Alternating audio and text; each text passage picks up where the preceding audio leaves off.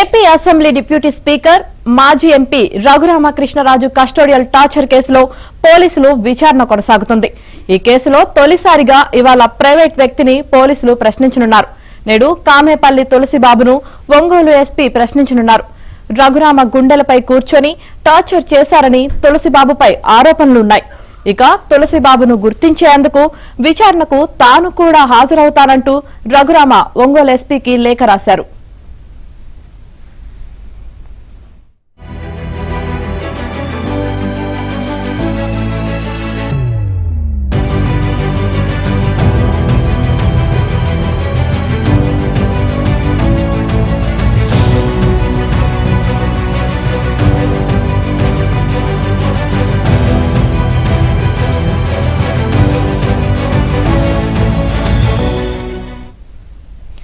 మాజీ MP Raghuramakrishnaraju custodial torture కేసులో పోలీసుల విచారణ కొనసాగుతుంది.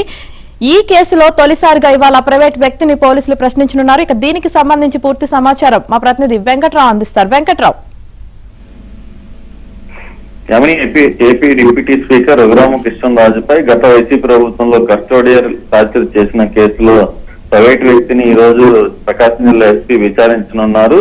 రఘురామకృష్ణరాజు హార్ట్ సర్జరీ చేయించిన వ్యక్తి పైన 115 కేజీలకు పైగా బరువున్న వ్యక్తి తన గుండెల మీద కూర్చొని కస్టోడియల్ టార్చర్ చేశారు, గుండెల మీద చేతులతో బాధారంటూ కూడా రఘురామకృష్ణరాజు ఫిర్యాదు చేశారు. ఈ నేపథ్యంలో ప్రైవేటు వ్యక్తి ఎవరన్నది పోలీసులు గుర్తించారు. గుడివాడకి సంబంధించిన కామేపల్లి తులసిబాబు రఘురామకృష్ణరాజు గుండెల మీద కూర్చొని ఆ కస్టోడియల్ టార్చర్ లో ఆయన చిత్రహింసలు చేశారని చెప్పి ఆయన గుర్తించిన ఎస్పీ ఆయన్ని ఈ రోజు విచారణకు హాజరు కావాలంటూ కూడా నోటీసులు జారీ చేశారు. మధ్యాహ్నం 3 గంటలకు ఒంగోలు ఎస్పీ కార్యాలయంలో విచారణకు హాజరు కావాలని కామేపల్లి తులసిబాబుకి ఇప్పటికే నోటీసులు జారీ చేశారు. అయితే కామేపల్లి తులసిబాబుని గుర్తించేందుకు తనకు విచారణలో అవకాశం కల్పించాలని డిప్యూటీ స్పీకర్ రఘురామకృష్ణరాజు కూడా ప్రకాశం జిల్లా ఎస్పీకి ఒక లేఖ రాశారు.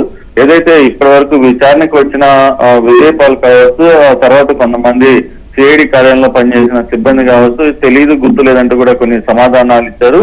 ఈ నేపథ్యంలో అటువంటి అవకాశం కామేపల్లి తులసిబాబుకి ఇవ్వకండి, నేను నేరుగా విచారణకు హాజరై అతనైనా కాదా అన్నది నేను నిర్ధారణ చేస్తానంటూ కూడా ఆయన రాసిన లేఖలో పేర్కొన్నారు. అయితే మొదటగా కామేపల్లి తులసిబాబుని ఈ రోజు ఎస్పీ కార్యాలయంలో విచారించిన తర్వాత ఆయన ఇచ్చే ప్రశ్నల ఆధారంగానే తదుపరి అవసరమైతే రఘురామకృష్ణరాజుకి విచారణలో అవకాశం కల్పించే అవకాశం అయితే ఉంది.